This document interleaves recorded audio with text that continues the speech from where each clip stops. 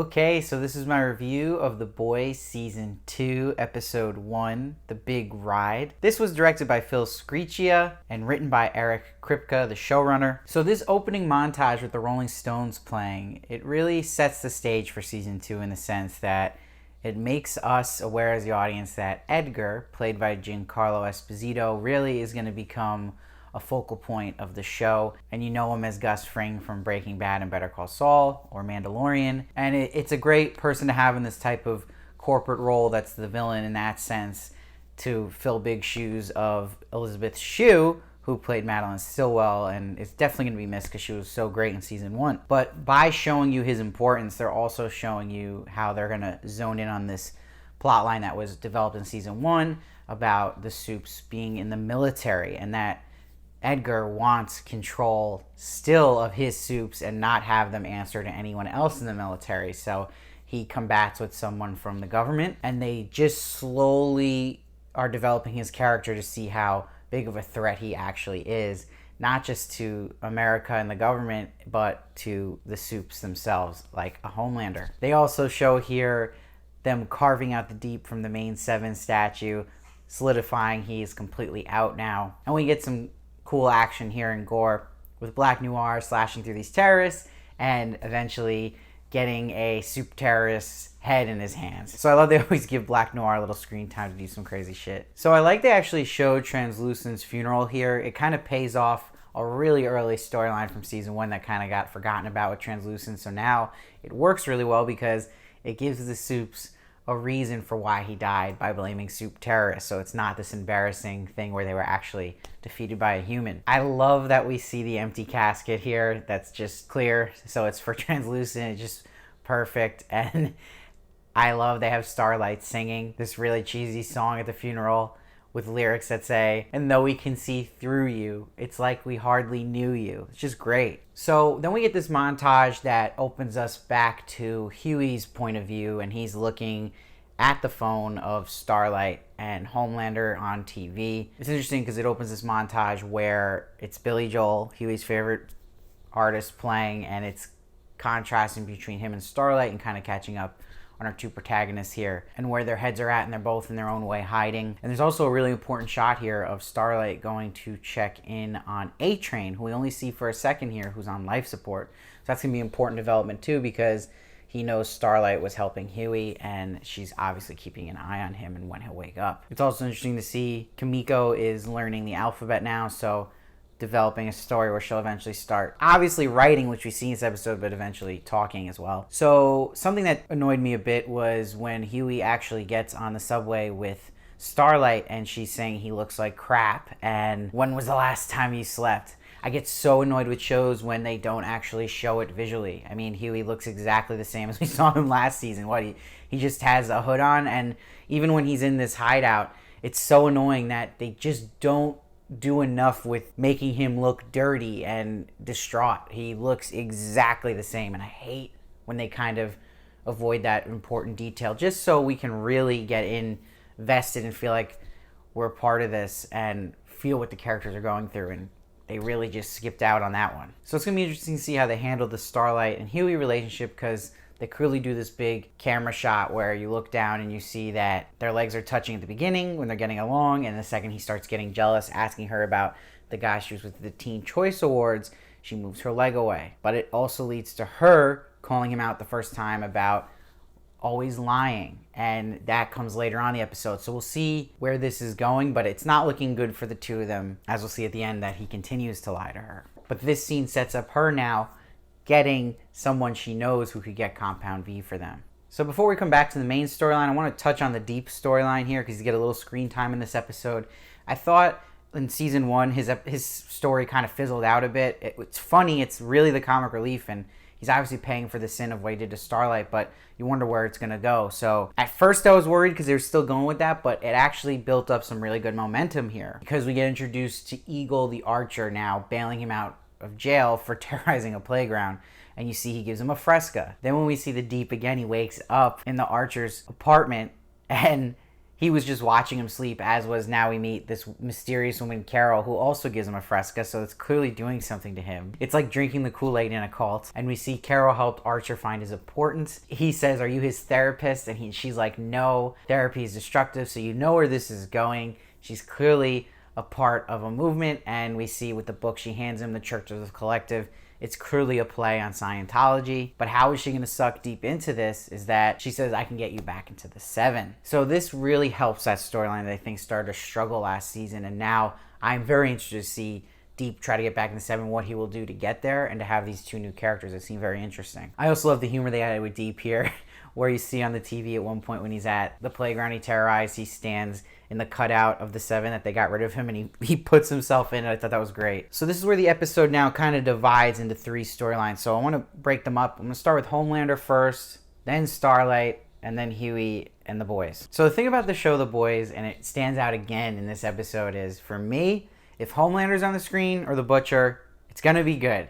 If one of them is not on the screen, it goes into average territory. What I'm happy about the premiere is we got a whole lot of Homelander, and it didn't disappoint, but it was tough going a whole episode without the Butcher, which we'll get more into when we talk about the boys' story. So it was just great off the bat seeing Homelander go into the old office of Madeline, and he goes in her fridge, finds her breast milk, heats it up with his eyes, and starts drinking it. Oh my God, that was hysterical. And then to have Ashley, who was fired, come in and walk in on him was great, and it was a great introduction to Ashley being back, and then it makes total sense that he would hire Ashley into Madeline's position because it's someone he can control and someone who will spy on the floor where the bigwigs are. So you see she's excited. She proposes a new replacement for Translucent with Blind Spot. This is a Soup who is disabled because he can't see, but he still has super hearing, and she thinks it's a great PR look. It's great for millennials. I love that. It's very timely how, again, The Boys is speaking to how it would really be now. And she's mentioning how the next superhero they get after him, they want to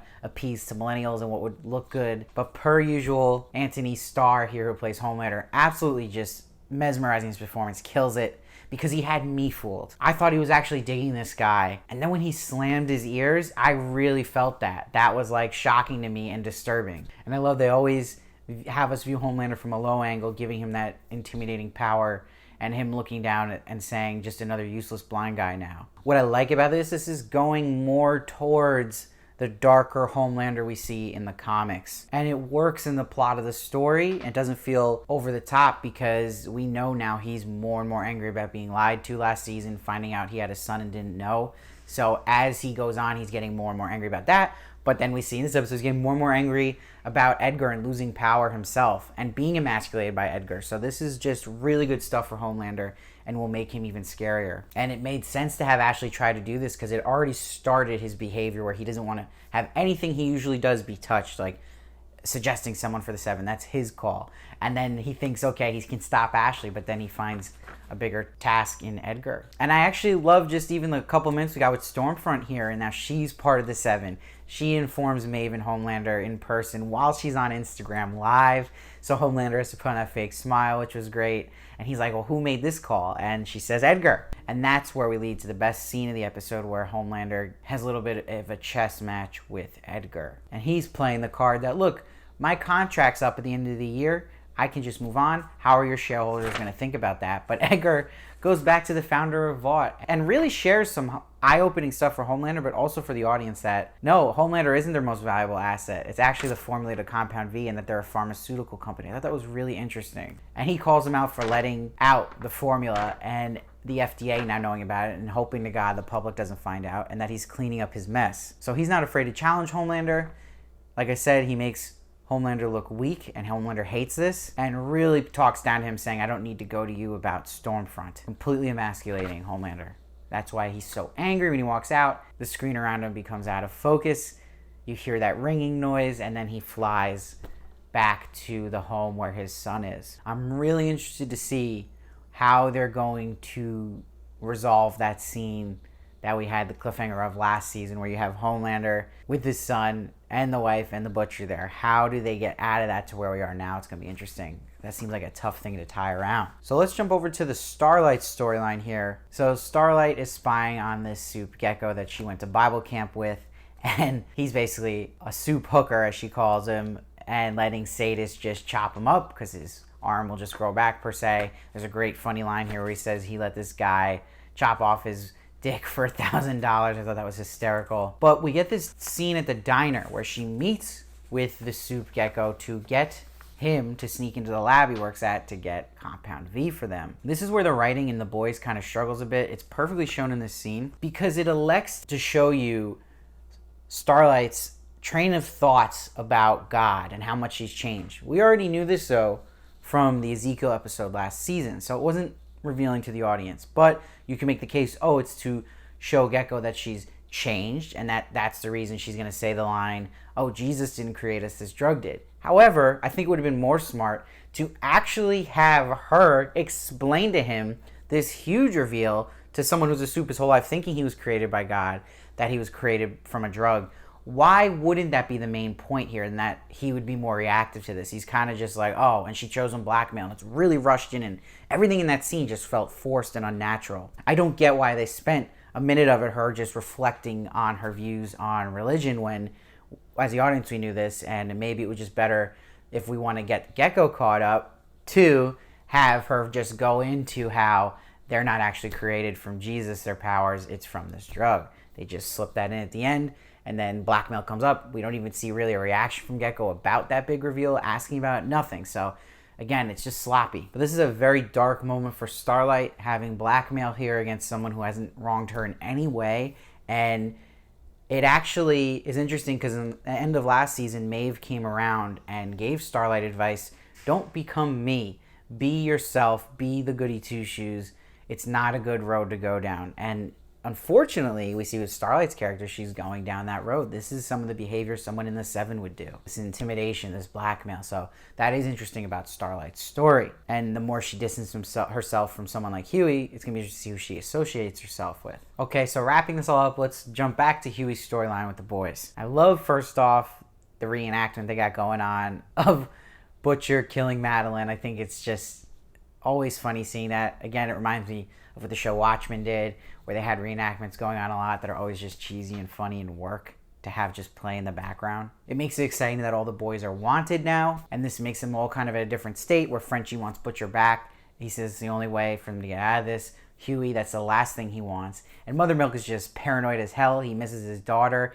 He misses his wife.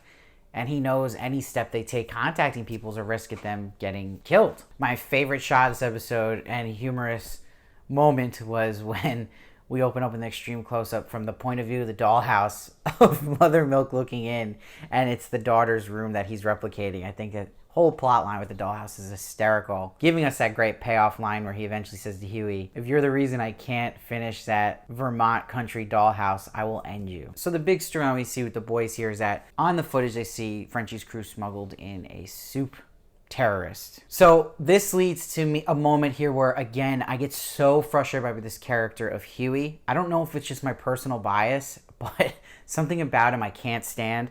And I think where I can actually go against it, though, with this show in general, is this show is always making commentary on superhero shows and movies and poking fun at the stereotypes. But the one thing they fall into themselves that they don't actually address is that Hughie is your classic stereotype of that annoying character that's too good, in a sense of, it's unrealistic that he's always like, oh my God, we got to tell someone about this soup terrorist. What if he does something like that to the Brooklyn Bridge? Especially in the situation they're in. And then having a line to convince Mother's Milk that they should go to the CIA about this is like, what if this guy kills other people? Come on. It's like, that's the stuff with Hughie's character that just drives me insane and makes me wish so much that Butcher would have just come back earlier in this episode. Ironically, it's like Frenchie says, he's not a good captain, and for me, it's not the best lead character for that frustration of being so stereotypical of, yeah, Hughie's supposed to be the wimp, Hughie's supposed to be the good guy and a good heart to him, and he's constantly battling that, but sometimes they take him from a guy who literally killed Translucent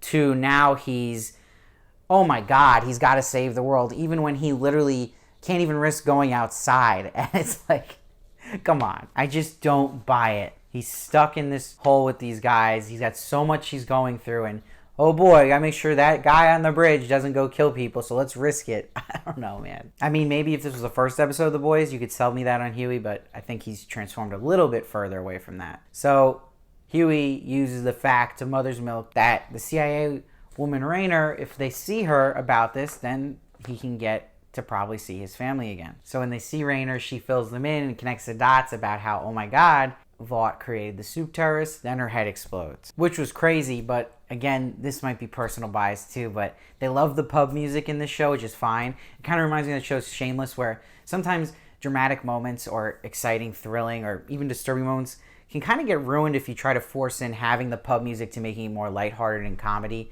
And even in a scene like this, I felt that, because I don't think Raynor was someone you just threw away at that moment like that with the pub music, because then it kind of takes away how serious and crazy that was. It's just like, all right, it's fun, I get it, it's the boys, but sometimes my personal bias is I wish it would take a little more of a more serious route, kind of like the comics. And here we go again with Hughie when they get back after the incident. He's like, she had a husband and she had kids, right? Like, he just cares so much. But we see now, because Mother's Milk got in his head about Starlight, that if he keeps her involved and going out there, she's going to get killed. And then Hughie continues what he does to Starlight and lies to her when she's like, please don't lie to me, and doesn't tell her about Raynor's head exploding. And she could just read right through him that he's lying. So their relationship's really on these rocks now. But thank God Butcher comes in at the end here, and I love that he's in the jumpsuit, Butcher, and he says Daddy's home. He was very missed in this episode in the boys' plotline. For me, like I said, I really believe the show shines. If Homelander or Butcher is in the scene, it's gonna be good. If not, it's okay. So I thought this was kind of a little slow out of the gates, especially after that crazy cliffhanger last season. I get you got to set up some pieces here, but something did feel a little off about this, but I still have a lot of hope for this season. But I didn't think this was one of the best episodes of The Boys, so I'm giving this one an 8.1. You could feel Butcher's absence very heavy in this episode, but it gets brought up by Homelander and Giancarlo Esposito having a great, really debut feature episode for him. And they made Deep's storyline a little more interesting, and I like that they kind of have Starlight kind of still leaning towards that Seven behavior, and that her and Hughie's relationship would be super complicated. I'm not digging Hughie's story at the moment, and I'm not digging kind of how Hughie is just constantly that stereotypical super good guy for a show that's supposed to be against the stereotypes. But let me know what you thought down below. I love to hear your thoughts. I read every comment and I try to respond to as many as I can. Please make sure to check out my review of episode 2 and episode 3. They are out now. And please make sure to subscribe so you don't miss one of my reviews of The Boys. I'll be doing every episode of season 2. I also am reviewing Lovecraft Country at the moment, so you want to see those reviews as well. And please follow me at Steve Varley Show on Twitter and Instagram for more of me. And I'll see you next time.